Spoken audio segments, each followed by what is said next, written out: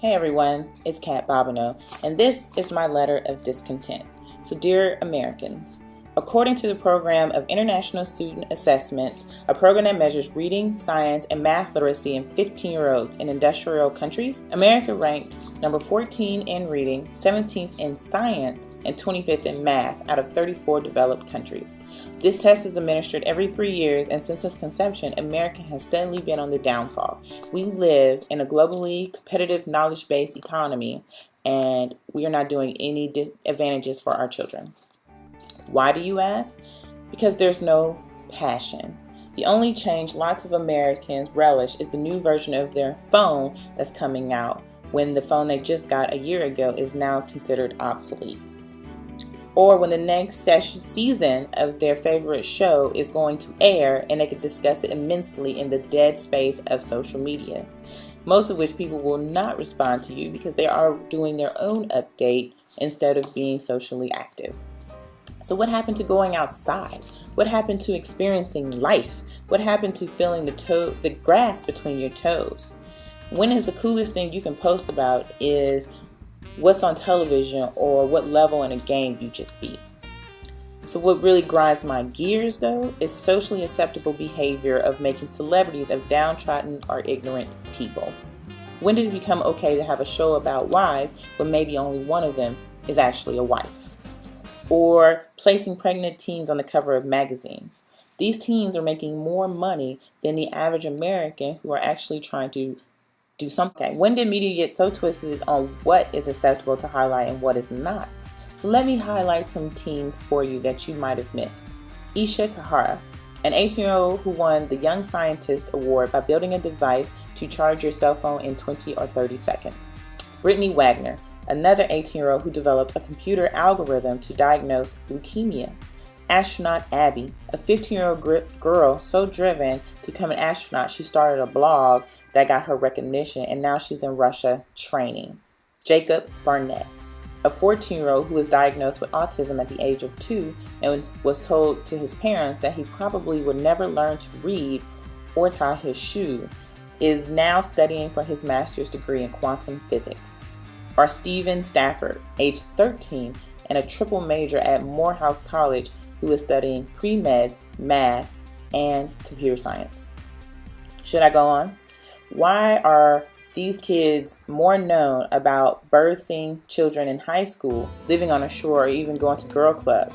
Is media so twisted that they don't recognize what should be shown and what should not be shown to our youth to enhance their minds and get them to think? And now one of my pet peeves, horrific grammar, like homophones.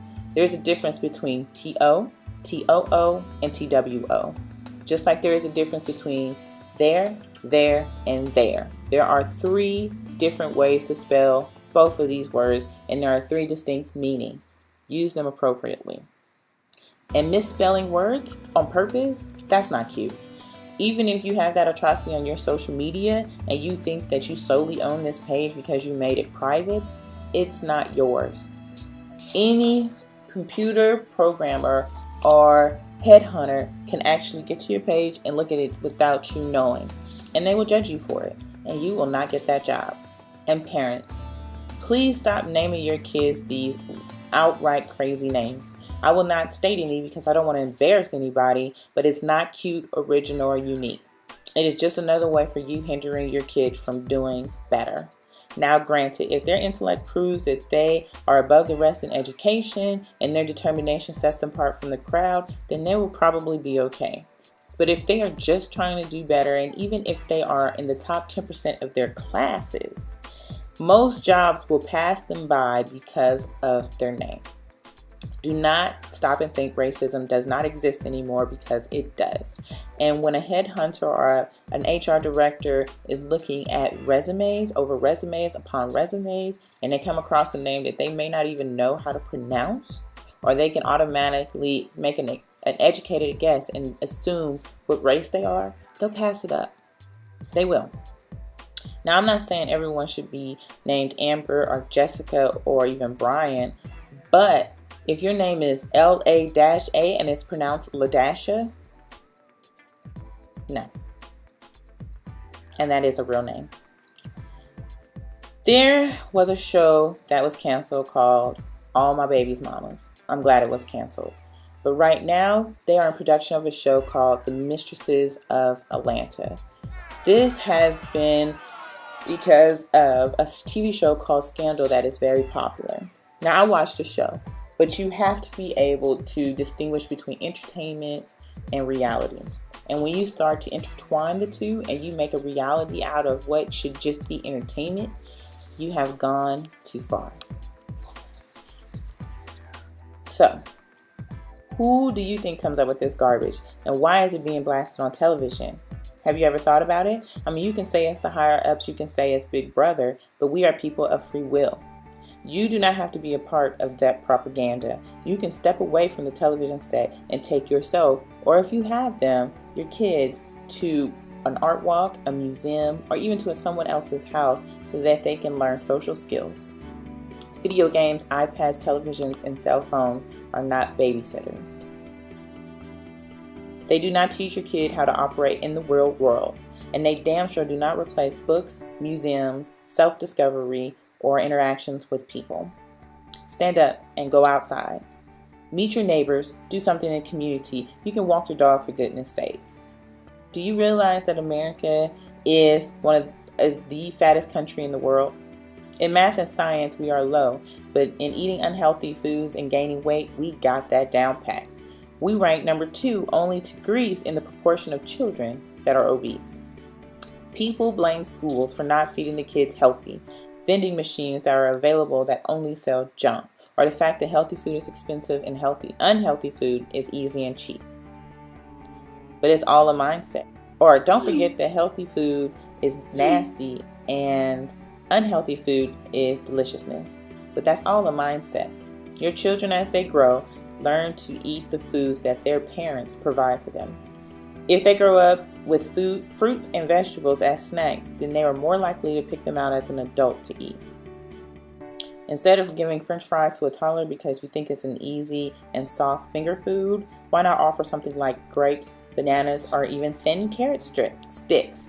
But it is difficult because they want to eat what we eat, and we are the ones who are eating unhealthy. So stop blaming the masses. Blame yourself. When you get home and all you want to do is watch television and you yell at your kids to leave you alone and they just sit there and watch the programs that you are watching, then of course they're going to grow up and want to be on television. That's the dream, right? Grow up and get fast money any way you can, even if it's degrading. For young daughters, ask them who their role model is and to name 5 positive women that they can look up to. I'll wait. Now let me ask you. You name 5 positive women out there that you think should be her role model. Same question goes for the boys. So, what do they want to be when they grow up? If it takes extensive schooling and you don't have the money, have you prepared for their future? Or are you going to the clubs, getting your weave done, your nails done, new clothes, looking good for people who really don't care about you? A lot of your kids want to be athletes or rappers or something like that. So let's look at the numbers. You have 15 players on an NBA team, and the ones you don't hear about getting endorsement deals, they're still doing okay. There are 450 players or 30 teams in the NBA. Of that, only a small percentage get endorsement deals or the shoe deal. Now, you may be good at sports, but so are other people on your team.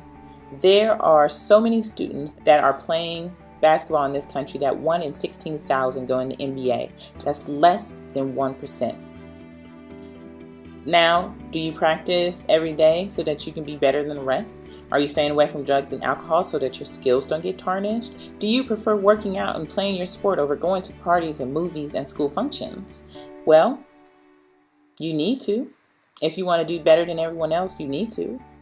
So let's look at if you want to be a reality star. Odds are you'll be dropped in the first or second season because the audience doesn't agree with you. You will have made approximately $50,000 to $100,000 for looking like a fool, and then you won't be relevant. And many of you may think that $50,000 will go a long way, but that's gone in usually a year or 2. Now what? No one wants you to be on their show because you didn't do anything positive or be hired at a job. So by fighting, cursing, or generally having a bad attitude, you have put yourself in one cubbyhole and no one's going to want to deal with you. So what do you fall back on? Do you like people? Go to school. Be a nurse or a doctor. You like animals? A veterinarian. You like to argue? Go to law school. All these options are available to you if you just look. There's money out there if you just look. But you have to make yourself different from everyone else. So if the money's in New York and you live in California, how are they going to know about you? How will you set yourself above the rest other than just taking the test and doing good in a test score? You have to be smart. You have to do more. You don't want to be set in a cubbyhole because of your attitude. And please, please, please stop making horrific videos and self-destructive videos and putting them online. Fight videos, young girls and boys twerking, and worse, young girls and boys doing sexual acts on each other. Then you post it for mediocre fame. And you so-called adults who are liking it and reposting it on your social media network. How are you uplifting the kids? How does this encourage change? Then you have the audacity to call them hoes, sluts, thirsty, stupid, or a boss. Yet odds are you did the same exact thing. You just lived in a time when there were no cell phones and no cameras on the cell phone. Have you even heard of crabs in a bucket? It means stop pulling each other down and instead lift each other up. Don't be jealous or hating on someone who's doing better than you. Instead, ask them how they did it. Ask them for guidance. Ask them to help you get to the level that they are at. And if you got to that level, someone decided to give you a chance, then it is for you to give someone else a chance. It is on you to do that. And no, not everyone you give a chance will be noteworthy or, phenomenal at their job, but just try. If someone else can do it, you can do it too. I can keep going, but I'm going to end with this. For the young girls, having a face that looks like you used every crayon in the box is not cute. Wearing clothes that leaves nothing to an imagination is not cute. Getting injections or plastic surgery to enhance certain parts of your anatomy is not cute. And wearing hair that's obviously not yours and it goes down to your butt is not cute. If you want to do some of these things in moderation to enhance the beauty that you already have, then okay. But when you go overboard, it shows that you lack self-esteem and that you're only enhancing it with fakeness. Young boys, tight pants is not cute. Sagging and showing your underwear was started in the prison system to highlight that you are okay with being mounted, not cute. Being disrespectful to women and reproducing with no intentions of being around is not cute. And having a rainbow of kids with a bunch of women is not cute. None of this makes you a man. In fact, it's the opposite. It makes you a boy still living in a fantasy world. To both. Making videos of you fighting, twerking, mobbing stores, bullying people, and doing sexual activities will never make you famous or noteworthy. In fact, I take it back. People are taking notes, and you will never make it in today's society. You will be doomed to flip burgers, strip, or live that so-called thug life in prison.